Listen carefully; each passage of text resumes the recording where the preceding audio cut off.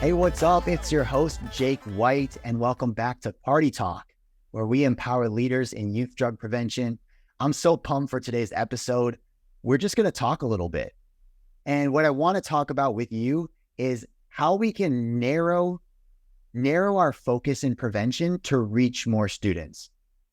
See, I believe that we've been taking a shotgun approach where we spit out information, we spit out data, we spit out stories, but they aren't targeted to specific students. And so in a way where everyone's hearing us, but no one is listening. So there's the students in one end of the spectrum, and they're not using drugs or alcohol right now. Some people would argue that we don't need to do prevention with them, and they would be wrong. Just like in business, you know that keeping a customer is more effective and more cost effective than getting a new customer. Prevention is the same way. So those students who aren't using, we need to invest in them. The second type of student is the one who, hey, they're not using right now, but they're in circumstances and situations where they could be using. They're listening to their friends talk about it, but they're gathering information and they've got an issue. Maybe it's something that's going on at home. Maybe it's something with their mental health, but there's a potential reason why they could actually start using drugs and alcohol, and they're at risk for going down that path because of the influence that's around them and because of the circumstances that they're under. Then you have that third group of students, and this group has already started using. And actually, they've found that using a substance is actually a solution to a problem that they had. It might not be a long-term solution, but they believe that it is a good solution. If it wasn't, they wouldn't be using. So there's three types of students, and I could even argue that there's probably some in between those as well. You know, we did 3, but there might be 5 or more. And so when we think about prevention, when we're doing a message, when we're doing a presentation, when we're starting a club or an organization, if we're asking them to create content or posters or anything that we want them to do, we first have to think about which students are we targeting, what do they truly want, and what's in it for them. And a lot of times I see this go wrong when schools are asking me, hey, Jake, I want you to come in and scare my students straight. First of all, I don't like that approach because it's not effective.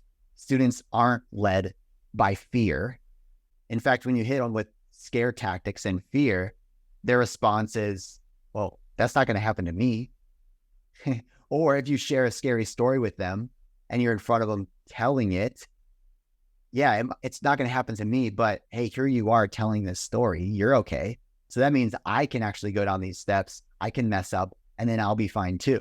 Or what could happen is they listen to your story. It impacts them. But once they test it, they go out and they do use a substance and nothing bad happens, then you get put into the box of a liar. They can't necessarily trust the information that you gave them because you told them something terrible was going to happen. On the contrary, when you have this approach where you can target students along the spectrum of use of, hey, I'm going to speak to the students who have already started using, let you know the science and the risks, and I'm going to relate it to what you've seen already because you have seen some of the signs of danger. On that middle section, the ones who could be swayed either way, I'm going to address the mental health issues. I'm going to address the things that could be happening at home, which means we need to teach resilience. It means we need to teach coping strategies. All these things are really important. And it even is important for that first group too, because even the ones who seem to be sheltered or they seem to be not using at all and not interested, they're going to experience some challenges. They're going to be put under pressure or stress to use by their friends or their peers at some point. And so we need to continue pouring into them to develop resilience, to develop refusal skills. And so when we think about our prevention methods, we have to include all these 3 types of students. We need to include all the different things that could help them maintain a healthy decision.